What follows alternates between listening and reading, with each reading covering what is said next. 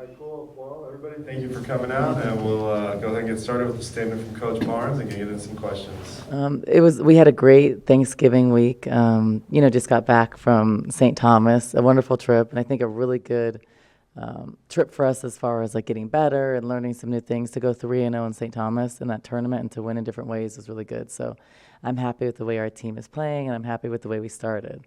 A really strong start for us. This big layoff because of the cancellation, what are you guys doing, and are you concerned about that much time off? No, I'm not concerned because we have to get better. There's some, like, we were exposed in some areas in St. Thomas, just some areas we really hadn't worked on a lot. We hadn't worked a ton against zone and different things that people can do in zones or the zone press. So I think it's a week to really focus on that, and then defensively get better at our zone press. And then, we were kind of turning the ball over a lot, so just stuff like fundamentals of passing and understanding that. So those are areas we have to improve. I'm not worried because our team seems pretty mature. Obviously, you don't ever want like 12 days off, but I think for us, for rest and recovery, and I think it's not a bad thing. They get the weekend off this weekend, so this week they're gonna have 3 days off, which will never happen during the season. So it's kind of like, oh, enjoy it while you can, because starting on Monday we're back at it. But I think we're in a good situation to finish off the non-conference well. So I think it's a good thing actually. Oh, I'm calling in. In the back, and then Troy. Well, now that you have this little bit of a break here to evaluate, you mentioned it briefly, but how would you just overall evaluate the start that you've had, the hot start, the high ranking, and the things that have gone well for you? How would you evaluate all of that? Well, looking before the season started, I didn't really care what other people thought because I'm not surprised by our ranking. This is where I thought we would be. It just obviously didn't say that a lot publicly. I thought we had a chance to be really good, but I wasn't sure how the chemistry and like the numbers and all that stuff would work. So not surprised about that. Very happy with it, but I don't really pay attention to rankings and stuff. But happy with how we're performing and getting better. I'm really happy offensively with how we share the ball. Really happy with the performances we have off the bench. And I think we can have some really big key contributors. But, there's a lot of areas we have to get better in. So I want us to finish strong, have a couple home games. They haven't been home in a while. And then we go play a really good team in Vegas. So we're going to play against Texas in Vegas. So, well, at NAU, then Texas. So I think that we have a chance to be successful. But one game at a time, we have to get better before the Pac-12 season. So when you look at the rest of the conference, you kind of mentioned it during the Bahamas trip. It's like UCLA got upset, Stanford got upset. How much does that help you as a coach being like, hey, don't take this opponent lightly? Upsets are happening all over the country and including our own conference. Well, so two things. I think the first part is the COVID situation and how we have to take that seriously, and our team has done a good job, but just reiterating that because I think at this point, after like 2 years, you kind of start to let down your guard, but we're seeing programs get shut down all throughout the country. So just educating them on that and reiterating the importance of it. Because it's funny, like from an athletic standpoint, you feel like it's more gone, but it's actually probably worse or the same as it was during the peak. But you don't feel that way because we're not testing every day. It just feels different, but it's really not different numbers-wise. And I think just reinforcing that. And then the second part, your second part of your question was? Upsets. So this time of year, we just talk about in general, this time of year, we have a target on our back just because we're a top 10 team and we can't go into any game, relaxed or with a slow start. And we learned our lesson against Vanderbilt. They came out and they punched us in the face and they really should have won that game.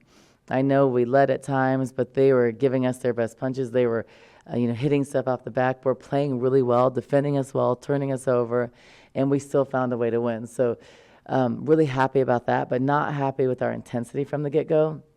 But I'm able to see what our team can handle, like how we can play under adversity and how we respond. So we won in different ways. So I think that was a good learning lesson, and we got better. But yeah, this time of year, there's a lot of upsets, and unfortunately, it's happened to a lot of Pac-12 teams, which we want the Pac-12 to be successful. But I think that, knowing, Tara and Corey at UCLA and Stanford and UCLA, their teams are gonna get better, and Stanford is one of the best teams in the country. So I think for them, they're just gonna that's just gonna fuel the fire, and they'll climb back up in the rankings again for sure. Like she always does that. So you've talked about how fun this team is and that you want the game to be fun. How do you now balance that with the internal expectations and pressures that you have this year? I don't feel pressure. I don't feel pressure at all because no one thought we'd be good. So I feel like there isn't any pressure. We lost 52% of our scoring from last year. So I thought we'd be good because we have more balance, we have more size, but no one else did. I mean, we were chosen 5th in the Pac-12. So I don't feel like there's pressure in that sense. I felt like there was a lot more pressure last year because we had one of the best guards in the country, if not the best guard, and an All-American. So I felt like the expectations were really high, not to win a championship, but they were high. So this year, I feel like the expectations are so much lower from everybody except for us. So don't really buy into that because as fast as you move up in the rankings, you can move, slowly down. And it doesn't really matter what you're ranked now. It matters at the end of the season. So I just think for me, the focus is figuring out rotations, figuring out what our identity is because we really don't know yet. Like we can be a great defensive team, we're not there yet. We can be a really solid offensive team, but we don't have a complete identity yet in a rotation. So just figuring that out, what works and how deep we'll go on the bench and stuff like that, which is hard because we have a lot of players that can play. So I think there aren't any super high expectations. Like we want to do well and win, but I don't feel like we feel like the pressure to do that. I think there is a pressure when you're ranked high. I don't say it, but I feel like they kind of know that because we're taking everybody's best punches. Yeah, but I think that we don't feel like, oh, we have to do this and that. Like, obviously, if we didn't make the tournament, that would be devastating. But I feel like we don't have pressure to do something because people thought we were going to be 5th, and they thought we weren't going to be good. We were ranked like 25th at the beginning of the year, and I thought, wow, okay. But I do see why. But if you look at our team, we're pretty complete. We can win in different ways. We can score in different ways. We can defend differently. So I feel like we have a chance to be really good. But we do have a lot of work to be good. And there's certain areas we have to improve in pretty fast. Do you feel like you've got a better handle on, the rotation and subbing after this last stretch? Yeah, I just, I know what I want and what I expect. I think I'm waiting for a couple people to step up, which I think they can, and get more comfortable. But I'm confident in our rotation right now. But I think that, we went deeper in our bench against Rutgers, and like Gisela played really well. So she's a spark, she's athletic, she's fast. So I think that she can earn more minutes. And she's young and she's a freshman, so to teach her. And I think Nettie is also a beast, but she's playing behind 3 really good posts. So I think that they will get experience and I will use them, but it's just when and how and what game situations. And it gets harder in the Pac-12 against top teams, but I think that they're good enough to play. 3 games in 3 days last week. Did you learn anything about your team that you didn't know going into that weekend? Yeah, just winning in different ways. I didn't know how we'd respond. Those were hard games. The first 2 games were hard. Vanderbilt played really well. They defended us well. We hadn't faced certain things against the zone. We hadn't faced them. So for me, it was good, seeing us win that way when we weren't prepared for what they did because off the 5 games we watched, they hadn't done that. So I think that was a good learning experience. That was a good win. And then DePaul was really good in transition, high octane. They want to play a lot of possessions. We hadn't faced that. We hadn't faced someone just driving it that hard. And so it really tested our transition defense. We're usually excellent in transition defense. We're not right now. So it exposed us in that area. And then turnovers, it exposed us. So there's some things that are glaring we have to work on. But we were still able to win despite not playing good. So I think that was the positive thing. And seeing how we respond with the game in three games in 3 days, it's a lot. It's hard. And I played our starters more minutes on the first game than I thought I would have to. So I think that was a good test for them mentally, and it tested their fitness. It saw where we were at. I think the games in St. Thomas gave Shayna a lot of confidence. Sam really stepped up in the Vanderbilt, and different people stepped up in different ways at different times. So I think that's also promising for our program.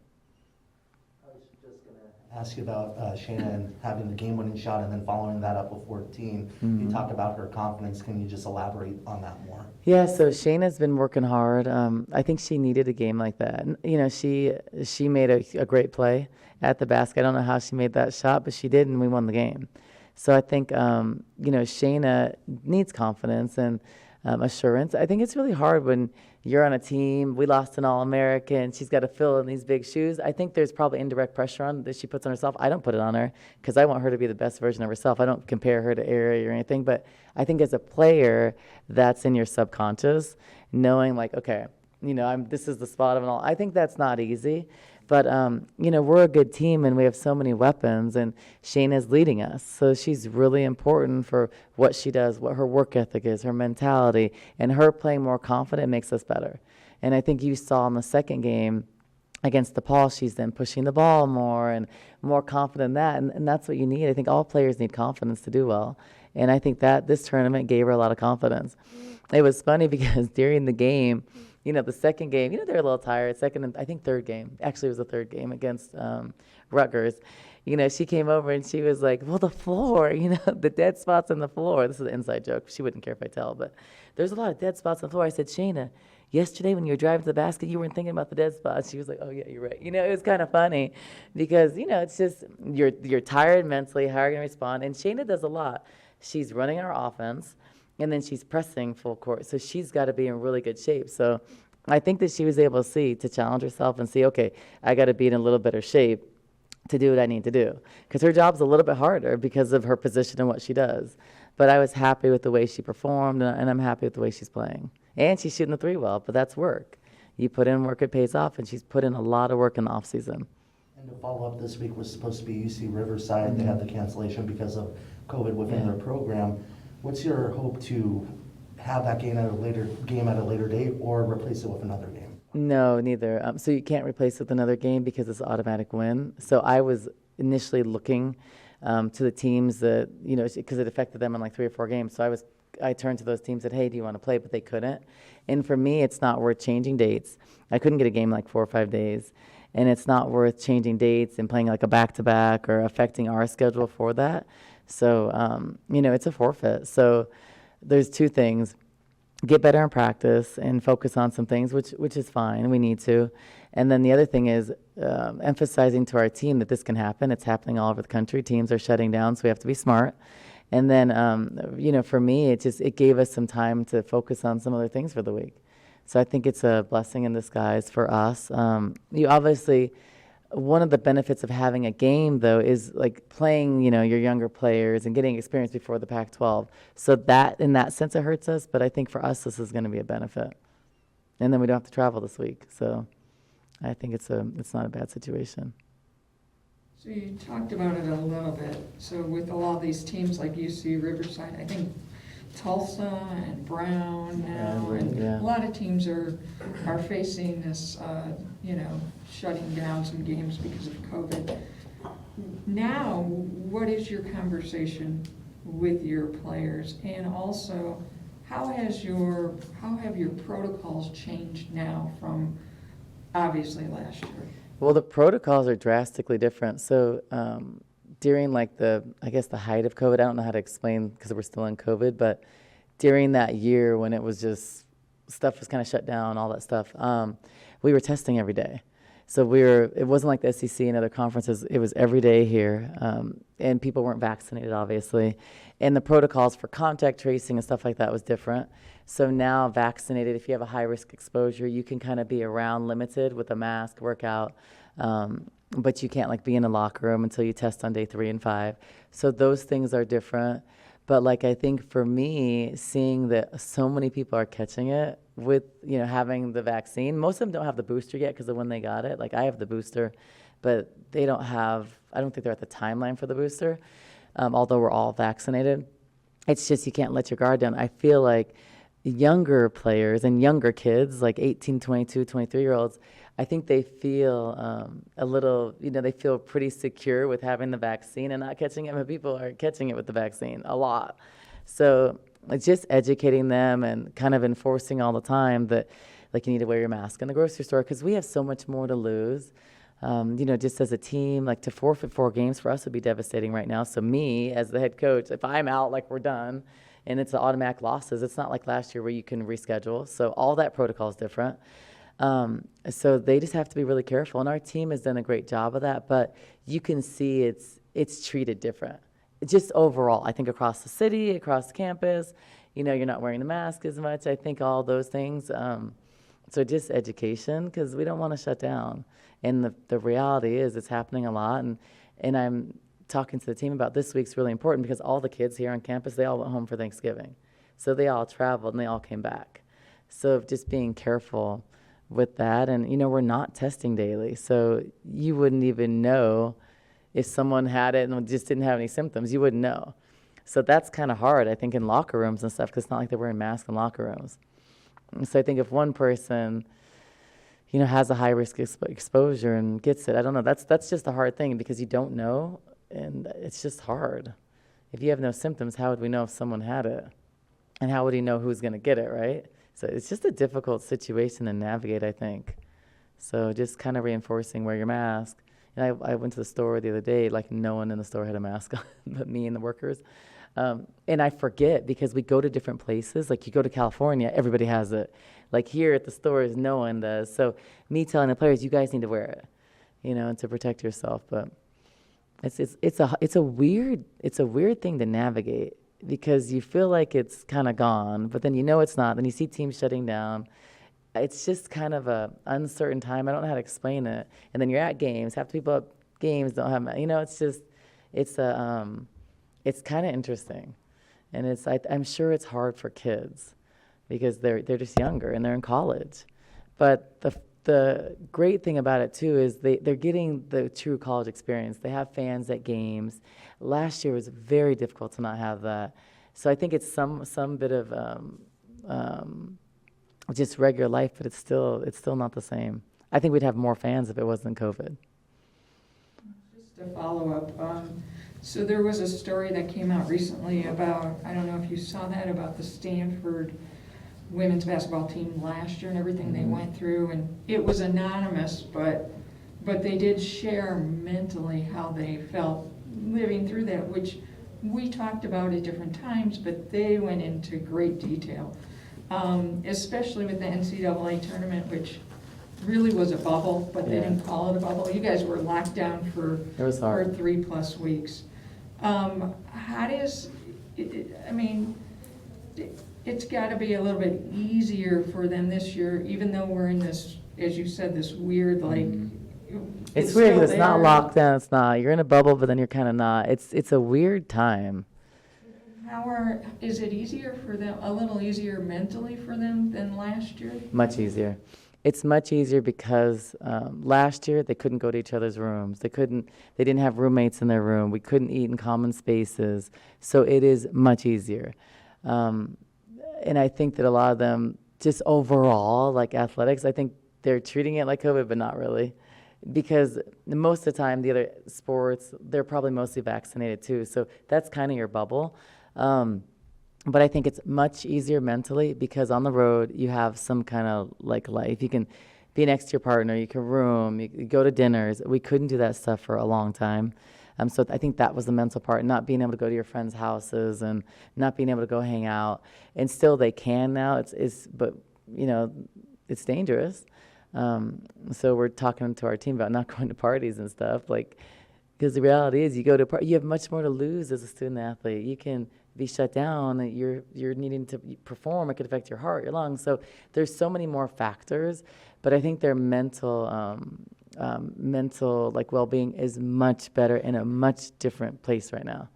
I think also there was COVID, there was a lot of social justice stuff. I think there was a combination of all those things. And it was just a really hard year. And I saw and I felt it. And even it was a hard year for me to be locked down in 21 days, not be able to walk outside with your family for a second. I think that was hard. So, and I have a family. I'm not there by myself. So, they're in a much better space mentally for sure. I think across the board, and you see it. So. Question for Coach Barnes, Kim? You talked about the forfeiture. I knew that happened within conferences, but that's NCAA? Because I saw another coach talking about it yesterday, that Bradley coach. Yeah, I don't know. I don't even know what the rules. You would probably know that. I think it's just NCAA, right? For what? For if you test positive, get shut down, it's a forfeit. I don't know if it's Pac-12 or Pac-12. Is it Pac-12 only? Oh, I didn't know that. Okay. So I didn't know that. But Yeah, so for me, like if I caught it, like we're shut down. So it's 4 games, we would lose all 4 games. That's, as a head coach, that's a lot of, I mean, it's a lot. At least last year, you could reschedule, like it wasn't a loss, but I think so it makes me a little bit more on guard because I don't want to, I don't want that to happen.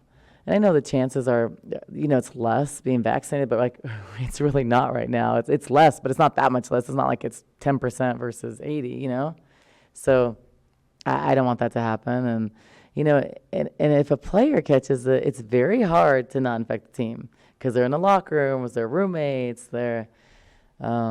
It's difficult. So I think if something happens on a team, it's going to affect a few people, I would think. So I just want to, just hope that our players are being smart. But during the worst times, none of our players caught it, not one. So we weren't. Is she still driving people around in her car? Well, she is, but most people have a car now. But before, they had to mask up in the car. Just those little things, like that was hard. They had to go with the windows down. They weren't supposed to drive. They had to stay in these pods. It was assigned seating. It was a lot. It was a lot for even us to manage and navigate through. So they're happier. But yes, I do not want to get shut down because it's happening more and more. So I'm just curious what it's going to be like after Christmas. Like, is it going to affect the Pac-12? I'm sure at some point it is, because it's inevitable. And I think the challenging part, too, is if you're like a women's basketball player, you may have a volleyball player roommate. So sometimes it's affected that way. If she tests positive, I think that can happen, or a tennis player. So that's also hard, because they do room with other athletes. So just being smart and just having your guard up and not trusting people, anybody else, right? Because it affects yourself. Yeah. Seeing the great start from the men's team and Tommy, has that impacted your team at all? And how so, just seeing them playing the same field? No, not impacted us, but I think it's really good. I had no doubt that Tommy would do well. He's a great coach, and his players want to play for him, and they're working hard. They're doing some good things, so I'm not surprised. I didn't know what to expect with the new coach. I remember my first year as a head coach. It's hard. And there's a lot to navigate and change, but he has a lot of experience. He was at Gonzaga for 25 years, so he's prepared, and he's doing well. So I just want them to continue to do well, because if we both can kick ass, that's great. If we both do well and hold down McHale, I think it's just a positive. And, this city is a basketball city. They love us, and so I think it's just good. And as a coach, you want every other team and every other program here to be successful. And I think Dave Rubio's doing a great job. Softball's still doing well. So there's so many positives in this department, and that's what we want, because there's a lot of new coaches. So really proud of how Tommy's doing, and I'm very confident that Jed's going to turn things around. He's doing some amazing things off the field, and recruiting's doing well. So I think it's only a matter of time for him. And definitely, I'm a big fan of both of them and all of the coaches here. Teams sense those positives both in the building and other programs? Yeah. They feed off of that in any way, or they're aware of that? Yeah, they do, and they have friendships. So they're friends with the men's players. They, attend different sporting events. They have friends on different teams. So I think we do a good job of supporting. The challenge with the men's team is we're usually on opposite schedules. So they don't get to see a lot of games, but when they're in town, they're definitely going and cheering on their friends. So that's good to see, too, because I want us to support other teams. And I see, track, and I see men's basketball at our games. So I think it's a good family atmosphere and a lot of love in the building and support, which is important. And that's one of the reasons why I love Arizona. One more question for Coach Barnes, PJ? Oh, okay. I have to ask, so I have to ask this. So, the administration has asked fans to wear masks when they come to games. And I think it's getting better, but a lot of fans were complaining that other fans weren't wearing masks. What are your thoughts about this? I think it's a hard situation, for as a department, because are you going to go around every second and be mask police? I think that's really difficult. You see it on flights, you see it everywhere. I think that's a difficult situation. I think it's important to wear one, but then people are eating, they're not. So I understand. I think that in every situation, not everybody's going to be happy, because the ones that don't want to. So I think that's a hard place to navigate. I even saw it during COVID in stores. Some people just don't want to wear it. And I think it's taxing to be like the mask police. But I think in our arena, it's just important to keep other people safe and think about your neighbor. And I think that's the thing that I've learned during COVID. It's not about me. I don't know what the person next to me. I don't know their health situation. So I think just being unselfish is very important. Do I love wearing a mask? No. Like it's harder to breathe. I get that. Like a practice, it's harder to communicate, but I think it's important, and it's important to keep your neighbor safe. And if you think about our school does a good job of trying to reinforce it. There's signs everywhere, but our population that attends the game, a lot of them are older. So I think a lot don't come to games because they're worried. So I think it's just important to, wear it. If you're getting a drink or food, you take it off and put it back on. I think it's important to stop the spread and to protect other people. And just, it's not about me. Like, it's about other people. So I think that's a really important message. And I think we have all a lot to learn in that area. And I honestly, COVID has showed me a lot of people are very selfish and kind of worried about themselves. And that's unfortunate. So, but hopefully mask up and stop the spread so we can continue playing sports. I think that's another thing. We want to continue playing. We don't want to shut down. We don't want the fans to go away. So if you wear it a little bit more, maybe like wearing it 80% of the time, maybe try 90 and just a little bit more, and just to help the whole situation. Because we want fans in the stands. We want to continue to play and those things. So I think that's the most important thing. So, thanks, you guys. We'll be back with Cate Reese in a second. Cate Reese, MVP of the 2021 Paradise Jam in the building. We'll go ahead and get underway with some questions for Cate. Sure. So, Kate, what was that experience like, getting to go to St. Thomas and play in that tournament? It was exciting, I think, especially because obviously last year we didn't get to travel a lot and see different places. So it was exciting, especially for just the team chemistry, I think, to be able to bond somewhere different and to spend Thanksgiving together. It was exciting. What did you learn about your team during that time? I would say we were resilient. I mean, if you look at those games, they weren't our best games, but we still found a way to win. And I feel like especially last week, you saw a lot of teams that didn't really find ways to win, even in those tight games. So I was really proud of how we played, even though it wasn't the best, but we stuck together. So MVP, and you're playing very well lately. What do you want to work on individually over these next 10 days? I would say my three-point shot, it hasn't been as great as it was. I think just working on that, getting more shots up, focusing on boxing out and rebounding and a little bit of defense. I think I fouled a little bit more than I have been lately. So just being a little stricter on that stuff and just kind of tweaking a little bit, especially with the team in our press break, zone defense, zone offense. How would you evaluate just overall what you've been able to accomplish as a team so far and how you played so far? I think a lot of people, obviously, based off rankings, underestimated us, especially the Louisville game. I'm sure a lot of people thought we were going to lose that game. But even from then on, being 7-0, probably 8-0, I'm really proud of our team. We set standards for ourselves, and I think that we're also kind of overcoming those and the boundaries that we kind of set. So I'm proud of what we've done so far. I mean, it's definitely just the beginning. We got some games to go before Christmas, so we're definitely taking one game at a time, trying to fix whatever we can. Especially with the game that was canceled on Friday, it gives us a little break to be able to look at ourselves and evaluate what we need to work on and get better before this 3-game stretch before Christmas break. You guys had a stretch last year where you had like a lot of time off. There was, Pac-12 cancellations or whatever, and now you're facing a similar situation where you've got time off. What did you learn about how to handle that long of a stretch where you're not playing? I think in that time, it's kind of hard to stay motivated, especially with we have about 2 weeks before we play again.